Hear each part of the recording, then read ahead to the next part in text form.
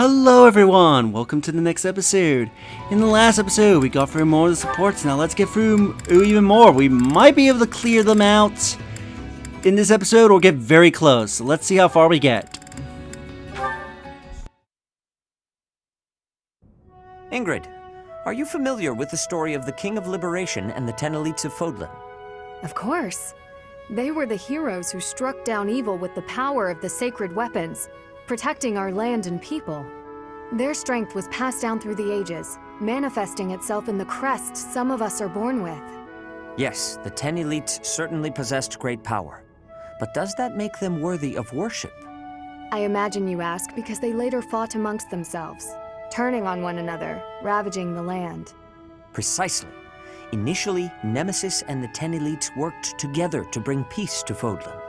But soon their ambitions got the best of them, and they clashed, using their sacred weapons on anyone they chose, strong and weak alike. What I mean to say is, possessing strength alone does not make one worthy of respect. Rather, one should be judged by how they choose to use that strength. Yes, I agree. If you follow that logic, then you will see it also applies to those who are born with crests. Now think of how your father wishes to wed you to another family's fortune on the basis of your crest.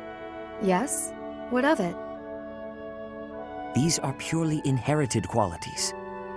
Is it not foolish to judge a person's value by some inherited fortune? That is all a crest is, really. That's what I think too. Having a crest or not has no bearing on your worth as a person. I understand that Count Galatea believes he has the right to manage your affairs. I am certain he has his own share of problems. And I do not wish to meddle or lay blame. But if there is anything I should like to say to his daughter, it is this. How you live your life is up to you. Thank you for your counsel and wisdom, Sedith. I've been thinking a lot lately about what might happen after the war. I will take some time to reflect on what lies ahead. My future.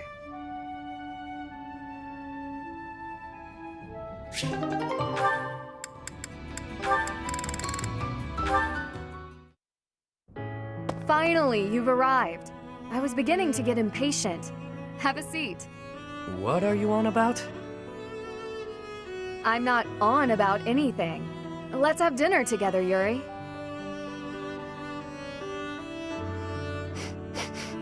What is this?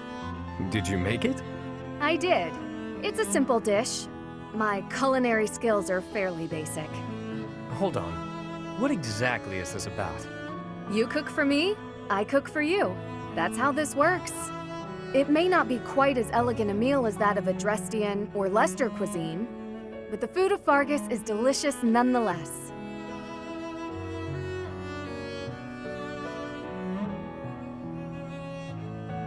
Thank you for the meal. It was lovely, Ingrid. The flavors were nostalgic. Reminded me of when I lived with my mother and the Elder. I was actually born in a poor town in Fargus. The flavors in this dish remind me of those days. Sorry. I didn't mean to compare a meal made by nobility with the meager food I grew up eating. No offense taken.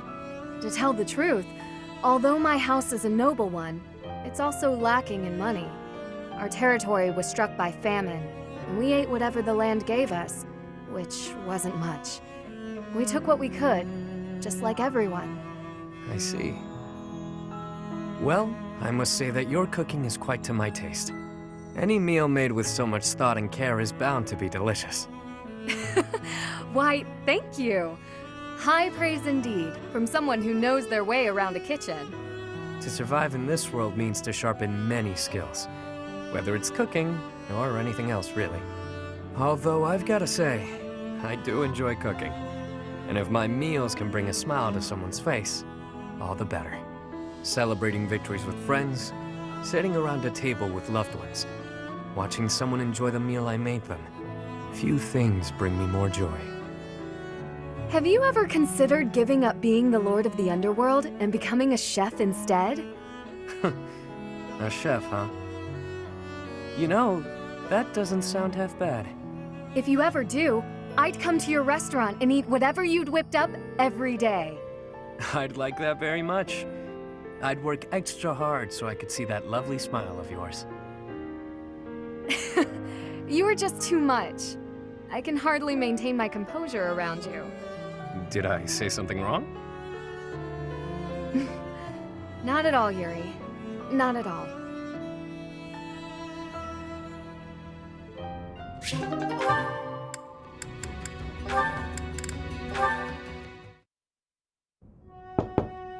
Bernadetta, if you have a moment, I would like to discuss what happened before. My nemesis! The hour of fate arrives. Help! I am not here to hurt you. You need not even open the door. Just listen to me. I don't have to open the door? Is this a truce? Okay. I like truces. Thank you. I would like to apologize for sticking my nose into your business the way I did. I thought you might be unhappy all cooped up in there, and that maybe I could help. But I've had time to reflect on what you said, and I realize I was mistaken. Oh, thanks for caring, but I'm fine actually. I see that. I suppose that is what I am trying to say. I should not have pushed you to do something that you did not wish to do. And for me to frighten you like that? That was unbecoming conduct for a noble. Maybe a little bit. Frankly, I am embarrassed by my behavior. I disgraced myself. As for my injury, you need not feel guilty or afraid. The sprain was a result of my own thoughtlessness, not anything you did. I have always strived to be a good person, but I suppose all that striving was for nothing. I have failed in my duty as a noble. Ferdinand? Yes, Bernadetta? I don't really know much about this sort of thing, but you shouldn't say things like that about yourself. It wasn't all your fault, you know. I'm to blame too. I hurt you, and I'm sorry. Really, it is fine. It healed quickly. And it wasn't for nothing either. I am not so sure. I do like my time alone. Actually, it's more of a need.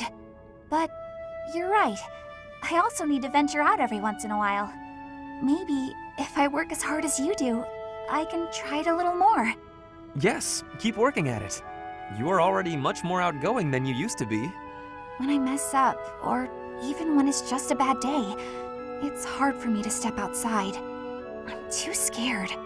But the next day, I try again, because I know that one mistake doesn't ruin everything. So you're still... I mean, just because you... That doesn't mean... I don't know how to put it, but that's how it is. So, the end. What a graceful end to the conversation. Hey! Come on, that was serious! At least I got you to laugh.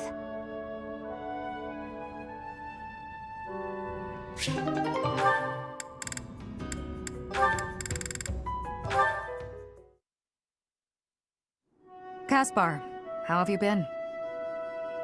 Oh, Shamir. I've been normal. Yep, totally normal. What's wrong? Nothing's wrong. Everything's normal. Then you should try to act like it. If something is bothering you, say it. I don't know what you're talking about. I'm disappointed, Kaspar. I thought you were the type to always speak your mind. All right, fine. You got me. Truth is that I heard something about you. I heard you fought in the battle between the Empire and Dagda. Yes. And? And I heard that you maybe lost someone important in that battle. Perhaps. What's your point? No point, not trying to make a point. I just didn't know you were involved in all that. I was hoping we could be friends, but you fought against the Empire. You obviously have every reason to hate them, so I'm sure you don't want me around. What does my past have to do with you? My father was responsible for a lot of what happened to the Dagdans. Are you responsible for your father's actions? Well, no, but kinda. I know I wasn't there, but I gotta...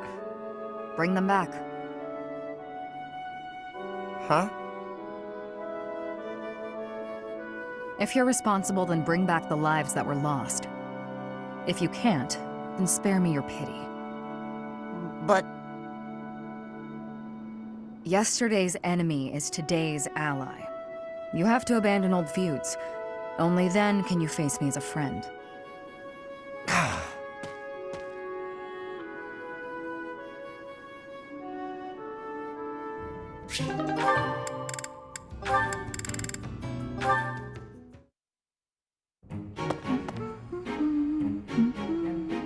Oh, it's Leonie. Perfect. The soil's ready. Let's get to planting. She's so diligent, I can barely... Oh, look at her elbow. There we go, all set. Now a little water. Her sleeve's all torn. She should get that fixed. Hey, Bernadetta, what are you doing here? Leonie! I was, What is it? I was just admiring your hard work. If you've got time to stare, you may as well help me out. Is that all you wanted to say? Not exactly. Well, come on, out with it. Oh, it's the elbow! Your elbow looks fine to me. Is it bothering you? Not mine, yours. Your sleeve's torn. Huh, how about that? You're right. I didn't notice. You could have just told me right away, you know. It's just a little tear, though. Nothing to worry about. If you don't mind, I could fix it for you. It would only take a minute. You can do that? I'm actually pretty good at sewing. I never knew. Well, if you're offering, by all means. Just let me finish watering these. Oh, I guess I should get this shirt off first, though, huh? What? Hold on, don't... You can't just...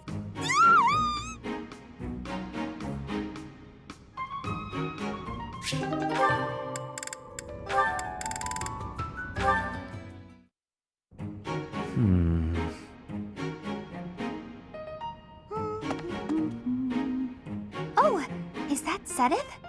Wow, he looks really deep in thought. I wonder what he's writing. A secret diary, maybe? That phrase doesn't quite work, does it? Let's see about an alternative. Too uncertain for a diary. Maybe it's a letter. Or a poem. No, that's bound to introduce misunderstanding. Precision is the key. It must be really important if he's putting that much thought into every word. But I mustn't overcomplicate things either. Parting words ought to be precise. Parting? It's a farewell letter? Is he writing his resignation? Sedith can be a little scary sometimes, but I hope he doesn't leave. It'd be sad to see him go. He shouldn't make such rash decisions. If he's unhappy about something, he should tell someone. Come now. Do you really think I would resign? You heard all that? If you don't wish to be heard talking to yourself, then you should not speak so loudly. I'm sorry to hear that you find me intimidating. I'm sorry! I won't disturb you ever again! Wait, Bernadetta! Typical behavior for the girl. Most concerning. Can she really go through life this way?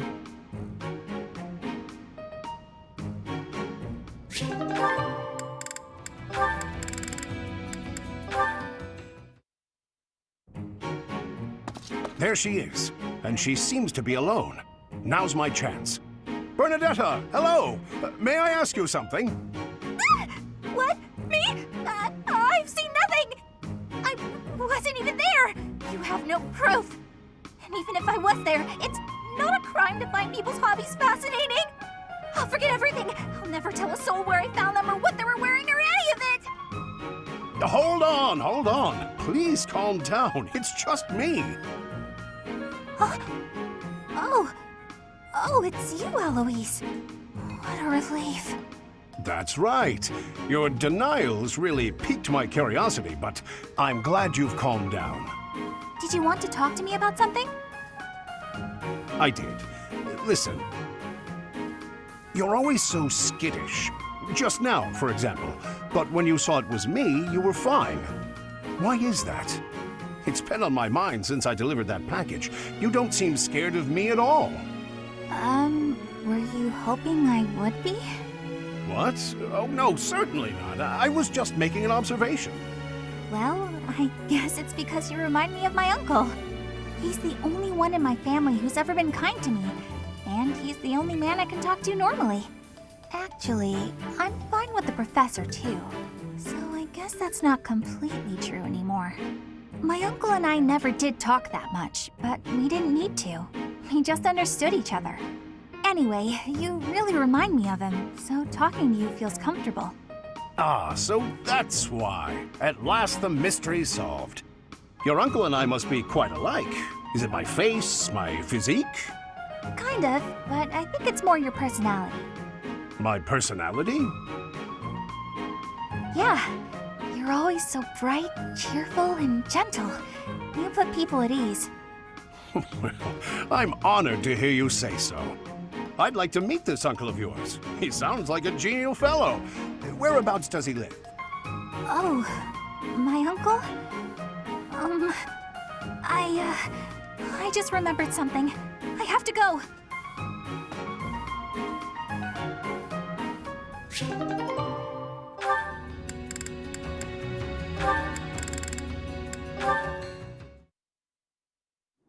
Shamir, can I be having your time? There is a thought that is giving me great concern. Let's hear it, Petra.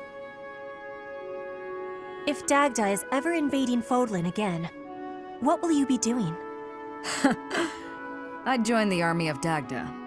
I'd lay waste to Fodlan and return to my homeland. If that is the truth, then I am having one more question for you.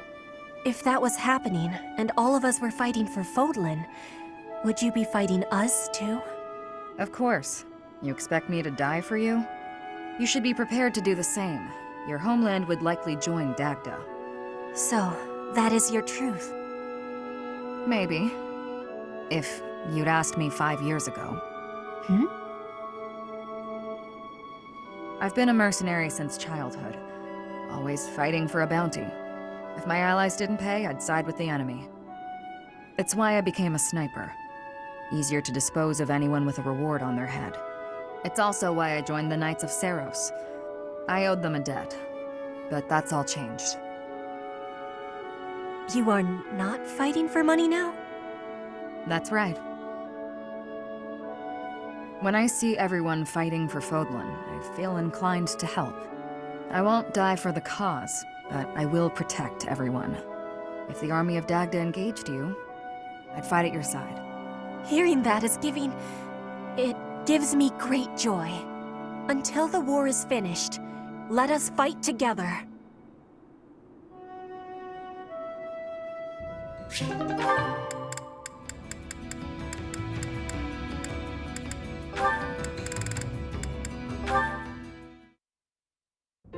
That battle was a decent challenge, but when push came to shove, they didn't have a chance. Before long, all of the church's enemies will have been destroyed. You must really love worshipping the church. Or is it just Rhea? Lady Rhea. You're the only one in the Knights who doesn't address her with the proper respect. It's not just that I worship Lady Rhea. I respect her, admire her, revere her. I don't get the Seros religion. Or Rhea. Shamir, if you were anyone else, I would cut you down for saying that. She saved your life. She did, and that's why I fight for her. Doesn't mean I worship her. You never change. You're so stubborn. You're the stubborn one. When we're on missions related to Rhea, it's like you're wearing blinders. Wanting to help her is admirable, but you'll be of no use if you get yourself killed. I don't plan on getting killed. And it's not that I'm wearing blinders. I'm just focused. I've devoted my heart to Lady Rhea. She's the reason I wield my sword. As long as you don't get killed or cause me any trouble, I don't really care. So my death would cause you trouble? That's not what I meant. Let's give it a rest. There's no point in arguing. Fine. but I want you to know something. It's not easy to put your life in the hands of someone who doesn't share your beliefs. I understand. I think we can both agree on that.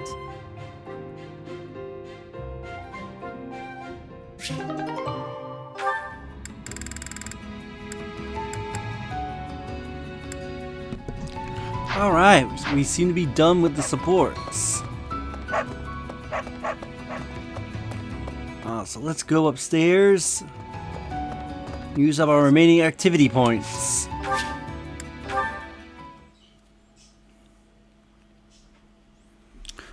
Or, we'll see. We'll maybe see, complete all the quests, and then we'll use up all my activities. Or I might save the activities for the next episode and trigger some more supports. We'll see. Because I was honestly expecting for us to go for like the full half hour.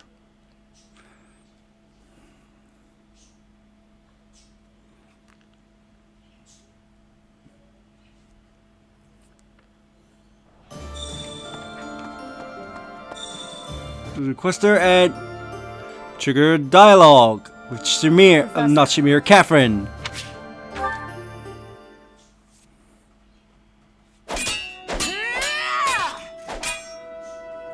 I will not yield!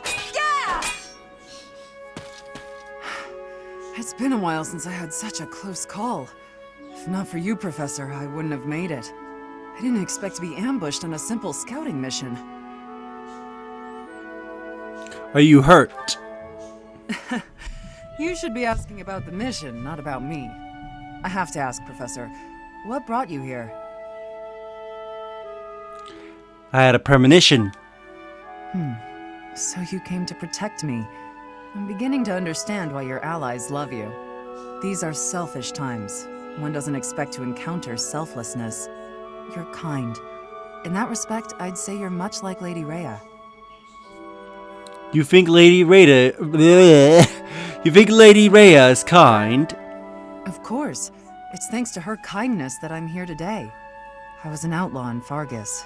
She took me in and let me live here. You were an outlaw. Didn't I tell you? I was born into House Karen in Fargus. They used to call me Thunderstrike Cassandra. I was implicated in a plot to kill the king. It was a totally false accusation, of course. I had to flee the kingdom, and the Archbishop took me in. Why did you come to the monastery? I used to be a student at the academy, so I knew I'd be safe here. Lady Rhea saved me once when I was a student, you know. We were tasked with battling monsters, but we were ambushed. I almost died. Lady Rhea took care of me. She didn't mind getting dirty. She took my muddied, bloodied body into her arms. Since then, Lady Rhea has been my inspiration. I will always serve her, protect her, love her. For some reason, when I think about Lady Rhea, your face comes to mind. You've become an important presence in my life. I am honored. I wasn't expecting you to have a positive response. I'm not thrilled about it personally. I am still going to keep my eye on you. Not so I can report to Lady Rhea, though. Just because I want to.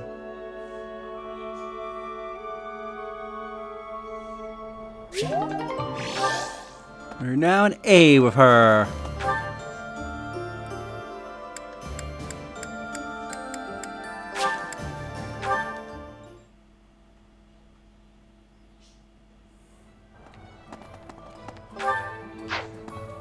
Wrong button. Oh, good. Thanks. Magnificent. Exactly what I was looking for. Certainly, I asked the right person for help.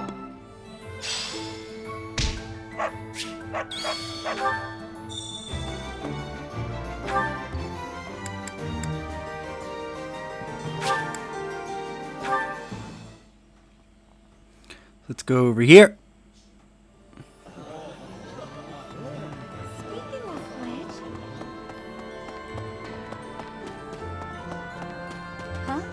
My savior, Thank you. Here, I've made a copy. Perhaps the books included in this list will be of use to you as well. I wonder if you will find if you search in the archives in Abyss.